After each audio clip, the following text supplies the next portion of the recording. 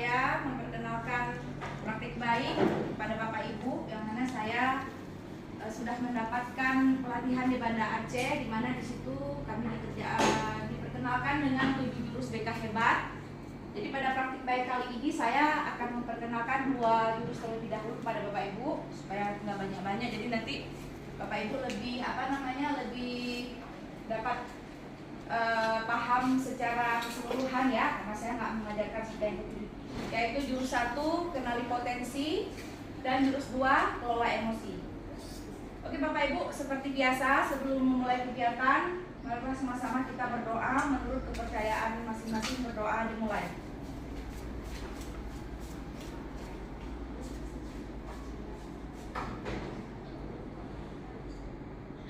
Berdoa selesai. Bapak Ibu, perlu saya beritahukan di sini bahwasanya pada kegiatan ini saya melakukan rekaman dengan alat record HP. Jadi tujuan saya merekam kegiatan ini adalah supaya nanti rekaman ini bisa saya kirimkan ke YouTube atau upload ke YouTube. Jadi saya mohon izin pada Bapak Ibu, mungkin nanti cuaca di luar sangat panas dan Bapak Ibu juga baru selesai masih di kelas ya, mungkin hawa-hawa panas masih terasa. Jadi di sini saya mau kasih relaksasi dulu sebelum sebelum kita masuk kepada materi. Bapak Ibu sudah siap untuk relaksasi? Siap. Oke Bapak Ibu, saya punya senam. Senam ini dibuat oleh pakar khusus untuk merelaksasikan otot dan otak. Jadi sebenarnya ketika kita itu bosan, ada bagian dari kepala kita yang sebenarnya itu tegang. Jadi senam yang saya berikan ini nanti Ibu bisa praktekkan ke anak-anak. Biasanya setelah kita melakukan senam ini kita menjadi lebih rileks dan senamnya agak sedikit lucu. Mohon Bapak Ibu semua seperti ini, ya saya praktekkan. Ya Bapak Ibu, kita pernah dengar tentang senam kokonat? Belum? Ya, jadi hari ini saya perkenalkan namanya senam kokonat. Mungkin jadi Bapak Ibu seperti ini buat tangannya, ya. Oke, ini senam ini bukan gerakan biasa ya Bapak Ibu ya. Gerakannya sudah diperhitungkan sehingga dapat membuat rileks dan nanti akan sedikit lucu. Biasanya kalau kita praktikkan ke anak-anak, mereka tuh akan tertawa. Jadi itu juga sebagian dari relaksasi, oke? Ikuti gerakan tangan saya. Jadi kokonat. Jadi kokonat itu kita praktekkan ke dalam jari-jari dan di tangan nantinya ya. Oke? C O N U T. Oke, diulang. C O N U T. Oke, sudah paham Bapak Ibu? Mungkin Ibu yang baru datang silakan bergabung Bu. Masuk kelas. Masuk kelas. Oke, sekarang kita pakai nyanyian ya. Oke, ikuti gerakan saya. Sudah paham semua ya? Oke. Semuanya nyanyi Bu. Oke, saya nyanyi ya. C O N U T N U T N U T C O N U T N U T N U T. Oke, sekarang untuk yang lebih besarnya ya Bu ya, seperti ini ya. Angkat tangan, ya, bergeser ya, dan nggak ada sentuhan. Oke, Ibu lihat saya semua, Bapak. C O N U T N U T N U T, gitu ya. Oke, sekarang saya percepat. C O N U T N U T N U T C O N U T N U T N U T. Oke, tepuk tangan. Nah, selesai dulu. Oke, bagaimana perasaannya Bapak Ibu setelah senam? Jadi memang rasanya lucu ya, senada ya. Biasanya saya praktekkan ketika kita sudah mulai bosan ya. Oke, yang pertama sekali kita masuk ke materi jurus kenali potensi. Jadi ketika saya pelatihan disebutkan di situ bahwasanya seorang guru itu sebelum melakukan sebuah tindakan kepada anak-anak kita harus mengenali dulu potensinya. Kalau saya guru BK, mungkin saya kenali potensinya. Mungkin yang pertama sekali akan saya lakukan adalah bakat minat, kemudian tes kemampuan, kemudian tes tes kepribadian, dan satu lagi mungkin saya tes gaya belajar.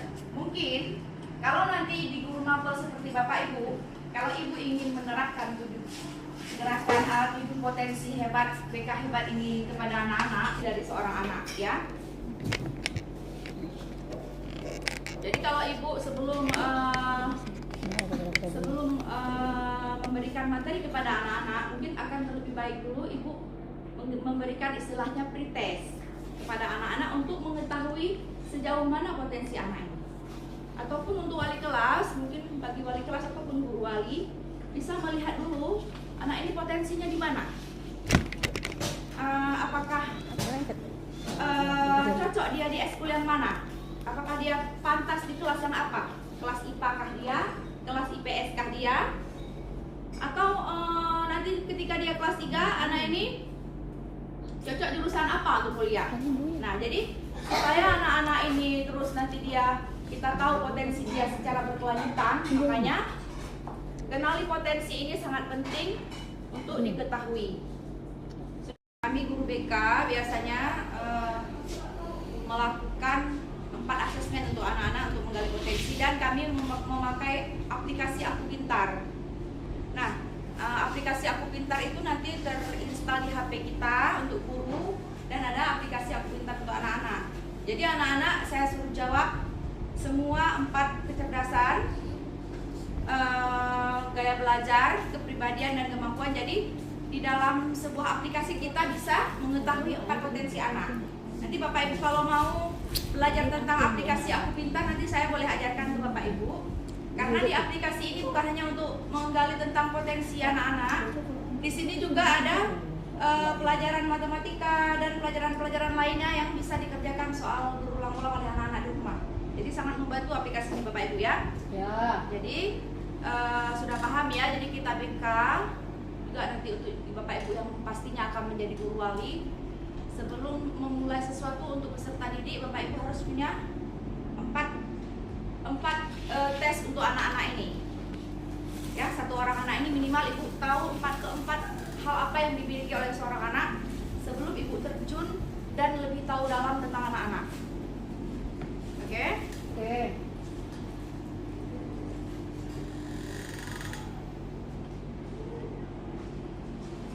Sekarang saya ingin bertanya kepada Bapak Ibu, kenapa kita harus mengetahui potensi pada anak-anak sebelum kita membimbing, mendidik anak-anak? Ada yang bantu saya jawab?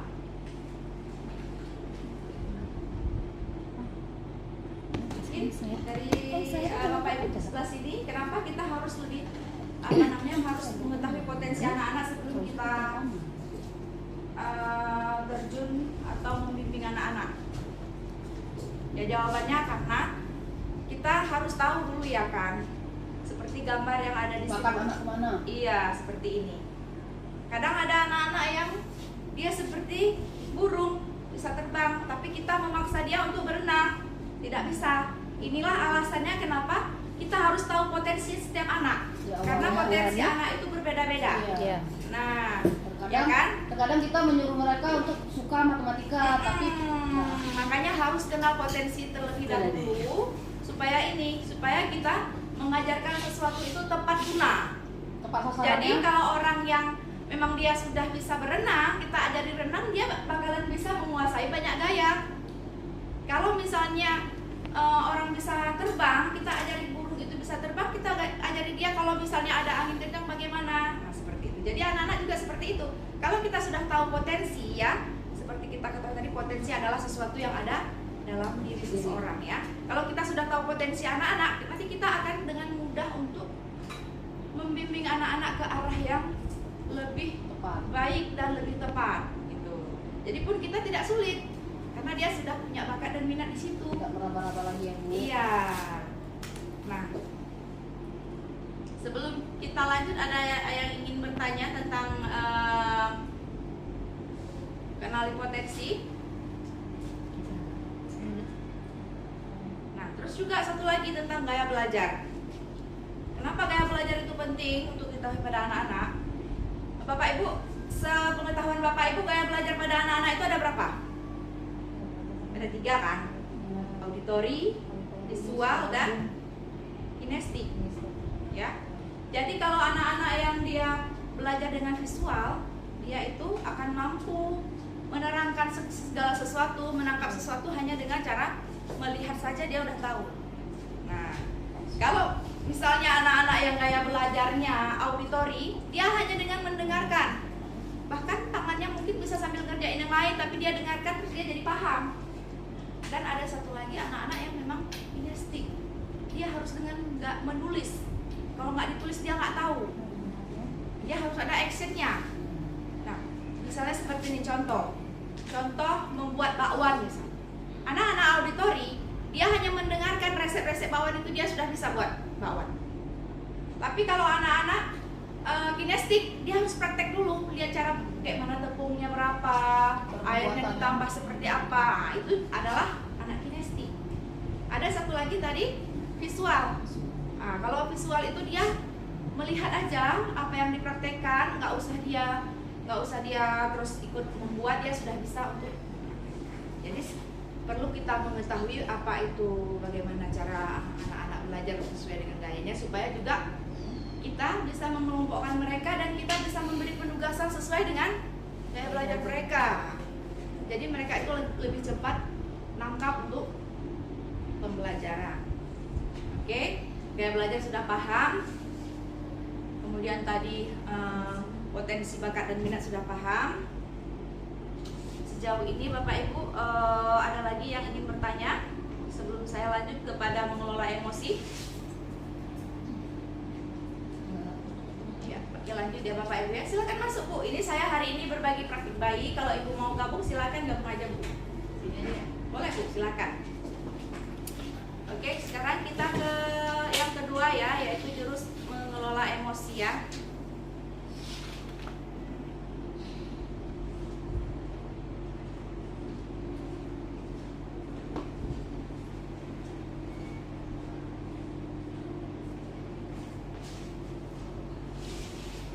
Ini baru aja keluar dari kelas. Iya.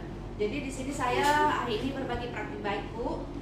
Jadi kemarin waktu pelatihan di Banda kita mempelajari 7 jurus BK hebat. Jadi hari ini saya membagikan 2 jurus dulu Bu, supaya tidak terlalu banyak bahan nanti yang menjadi apa kan. Jadi yang pertama tadi sudah saya bagikan tentang jurus 1 kenali potensi. Ini masuk yang kedua mengelola emosi. Tadi potensi anak. Iya, jadi sebelum kita membimbing seorang anak, terutama ketika kita menjadi guru wali, minimal kita harus tahu 4 potensi yang ada pada anak. Yang pertama mungkin kecerdasannya, yang kedua minat bakatnya, yang ketiga gaya belajarnya, yang keempat kepribadiannya. Kadang-kadang ada anak-anak yang kepribadiannya yang ingin dominan. Kadang-kadang ada anak-anak, nanti kalau anak-anak yang ingin dominan ini kita kasih kemana dia, kasih eskul apa yang sesuai dengan dia. Ini kan memang kerjaan guru wali dan wali kelas kan gitu. Kalau misalnya anak-anak yang pendiam yang tidak mau bergaul lah, nanti dia cocoknya di mana. Jadi kita pakai aplikasi Bu untuk melihat keempat kecerdasan ini. Iya, namanya aplikasi Aku Pintar.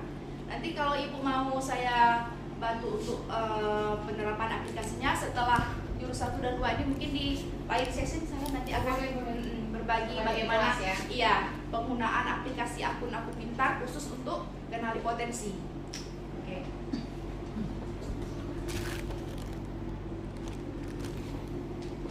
Jurus yang kedua,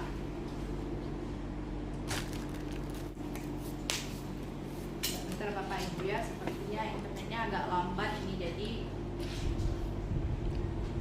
masuk ke modul sangat susah nih. Oke Bapak Ibu, karena slideshow kelola emosi tidak bisa muncul, mungkin saya jelaskan secara gampang saja ke Bapak Ibu ya.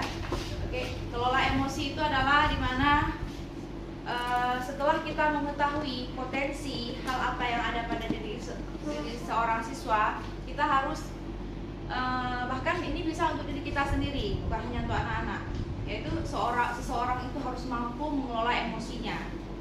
Dimana di sini ada beberapa hal yang dapat kita gunakan untuk mengelola emosi. Ya. Jadi sebelum saya menjelaskan tentang bagaimana pengelolaan emosi lebih lanjut, jadi Bapak Ibu, emosi ini sebenarnya segala sesuatu yang ada pada diri manusia sejak mereka dilahirkan. Begitu juga dengan potensi, sama.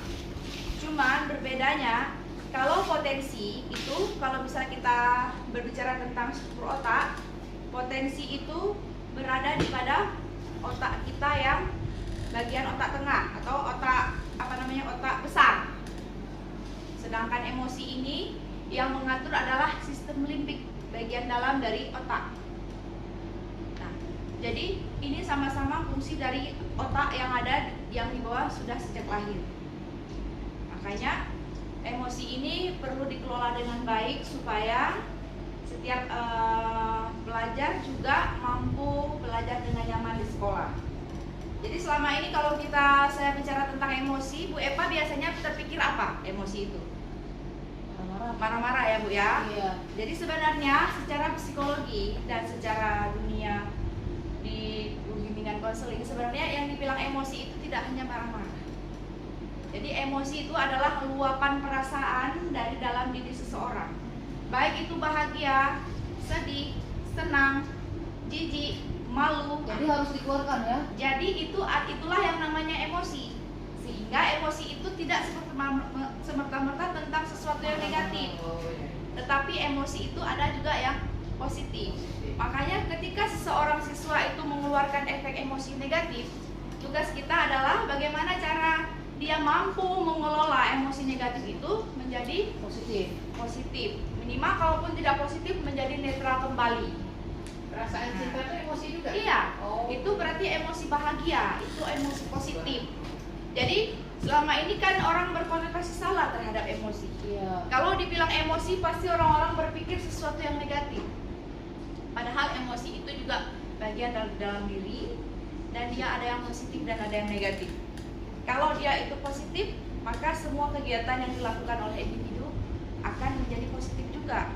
Tapi kalau dia lebih dikuasai oleh emosi negatif, makanya seorang individu itu juga dikuasai oleh perilaku yang negatif. Mungkin Bapak Ibu ada yang ingin mencontohkan emosi negatif di sini? Tidak ada. Mungkin selama ini pengalaman dengan anak-anak ada yang emosi negatif, marah-marah, atau ada anak yang berantem? Ada yang banyak ya? Ya, banyak. Nah, kalau misalnya di dalam sebuah kondisi anak-anak yang bertengkar, berarti itu mereka sedang mengalami emosi negatif. Maka kita bisa mengajarkan anak-anak dengan cara mengelola emosi. Yang pertama sekali kita bisa melakukan penjedaan. Makanya kalau ada anak-anak yang marah kita tarik dulu kan? Iya. Kita jeda dulu. Ya, karena emosi itu bisa terjeda. Dan kalau dia sudah terjeda beberapa menit nanti dia akan berubah. Yang tadinya seharusnya kalau kita tidak relaikan, mungkin dia akan tapi begitu dia buat kita jeda, kita ambil, kita suruh dia bernafas, relaksasi ya. Ini juga salah satu mengelola emosi dengan cara relaksasi tadi itu. Kita jeda, tarik nafas dulu, minum dulu, ya. Setelah itu baru kita suruh dia untuk berbicara.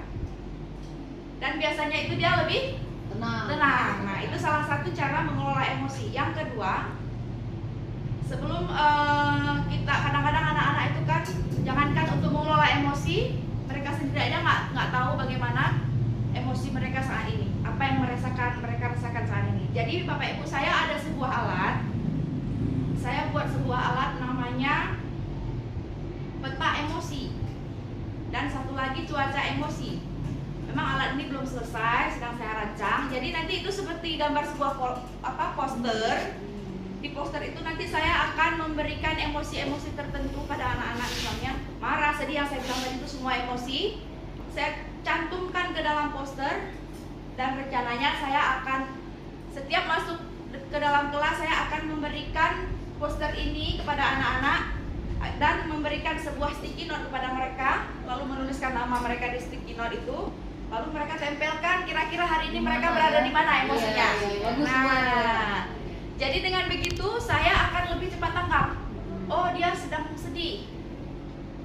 ini bahagia. Beruntung kalau misalnya emosi yang dia keluarkan positif, berarti tidak perlu kita beri layanan BK, ataupun kalau kita guru wali tidak perlu kita berikan layanan sebagai guru wali. Tapi ketika ada seorang anak yang memilih emosi negatif, nah, di sini kita bisa dengan mudah mendeteksi dini bahwasanya ada anak-anak yang sedang bermasalah. Nah, jadi itu seperti alat deteksi nanti yang akan saya gunakan. Kalau mereka lagi marah, mungkin nanti mereka akan memilih marah. Nanti kan kita bisa panggil, "Nak, kenapa marah?" atau gini-gini. Nanti kita bisa melakukan konseling dasar ya, mungkin kalau untuk guru wali ya, konseling dasar untuk anak-anak yang demikian. Jadi makanya penting saya bilang untuk setiap guru itu mampu mengelola emosinya dan mengajarkan anak-anak untuk dapat mengelola emosi. Salah satu caranya dengan cara tadi, jeda, peta emosi atau cuaca emosi tadi. Dan ada satu lagi, ini namanya regulasi pernapasan. Tapi itu biasanya guru BK yang mampu mengajarinya. Nah, jadi mungkin yang bisa kita praktekkan untuk mengelola emosi untuk sementara ini saya bisa bagi ke Bapak Ibu yang dua ini saja. Jeda, kemudian peta emosi. Ada satu lagi roda emosi, tapi peta dan jeda tadi. Itu paling cocok dan paling gampang untuk kita terapkan di sekolah. Jadi mungkin saya nggak menjelaskan secara teori yang gamblang karena pun slide-nya nggak bisa muncul. Nah, sejauh yang sudah saya jelaskan, ada yang ingin bertanya Bapak Ibu sebelum saya akhiri tentang praktik? Iya, silakan Bu Rini. Gimana caranya Iya. supaya kita bilang ini kan anaknya udah SMA ya, SMA itu udah cenderung kita bilang kayak menuju dewasa ya. Iya. Kalau saya lihat kadang mereka itu kayak memang menutup diri gitu, kayak tidak terbuka gitu. Emosi yang sebenarnya mungkin dia sedang marah atau gimana, tapi kan dia mungkin akan pilih kayak tadi yang bilang yang cuaca emosi ya, apa tadi itu kan, mungkin dia akan memilih, dia bilang dia sedang senang hari ini gitu. Padahal kalau kita lihat dari situasi wajahnya, gerak-geriknya, kayaknya hari itu dia sedang marah atau sedang sedih gitu. Bagaimana caranya supaya dia bisa lebih terbuka? Iya, yang pertama adalah kalau kita ingin mengajak anak-anak untuk lebih terbuka, yang pertama sekali kita lakukan adalah pendekatan. Iya, berarti pendekatan kita dengan anak-anak itu masih kurang. Apapun cerita, kalau seorang anak belum bisa mau terbuka, itu pendekatan kurang. Itu yang pertama. Yang kedua, dia harus tahu tentang teori bagaimana manfaatnya ketika kita sudah bisa mengelola emosi. Nah, jadi di awal berarti kita kasih itu dulu ya, jangan ditahan gitu ya. Kita kasih apa emosi dikeluarin gitu. Kita kasih semua materi tentang emosi ini, bagaimana orang-orang yang menahan emosinya akan menjadi seperti apa, bagaimana orang-orang yang mampu mengelola emosinya dengan baik akan menjadi seperti apa. Itu nanti dia ada di sebuah video, ada kalau nggak salah saya di YouTube itu video-video yang memang bisa digunakan untuk anak-anak kan. Maksudnya kan kalau anak-anak kan dia lebih seneng nonton di video gitu kan.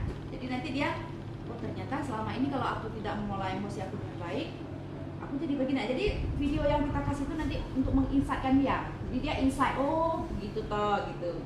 Jadi dua cara yang dapat dilakukan. Yang pertama pendekatan, yang kedua mindset ya. Iya. Nanti kita coba. Oke, terima kasih. Ada lagi Bapak Ibu?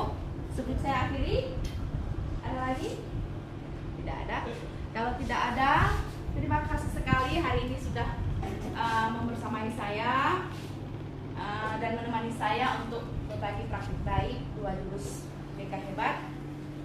Jadi sebelum saya akhiri, saya ingin menyimpulkan bahwasanya 7 jurus BK hebat ini adalah sebuah langkah yang dilakukan agar kita sebagai guru wali dan guru BK mampu membawa anak-anak bangsa ini ke arah yang lebih baik. Dengan modal utama adalah kita menyadari apa-apa yang dimiliki oleh seorang anak, baik itu potensi, emosi, resiliensi, kolaborasi, mediasi, dan menjalin hubungan yang baik antara sesama. Jadi nanti mungkin untuk jurus-jurus berikutnya akan dijelaskan oleh rekan-rekan saya nanti, ataupun akan saya jelaskan juga di pertemuan-pertemuan berikutnya. Terima kasih untuk hari ini. Karena kegiatan tadi kita mulai dengan doa, maka saya tutup juga dengan doa. Berdoa di dalam hati dimulai. Berdoa dalam hati selesai. Lebih dan kurang saya mohon maaf kalau ada penyampaian yang kurang menyenangkan atau masih ada kurang-kurangnya. Maklum Bapak Ibu baru belajar. Demikian dari saya akhiri dengan hadanallahu wa iyyakum ajma'in. Ain. Assalamualaikum warahmatullahi wabarakatuh. Waalaikumsalam warahmatullahi wabarakatuh.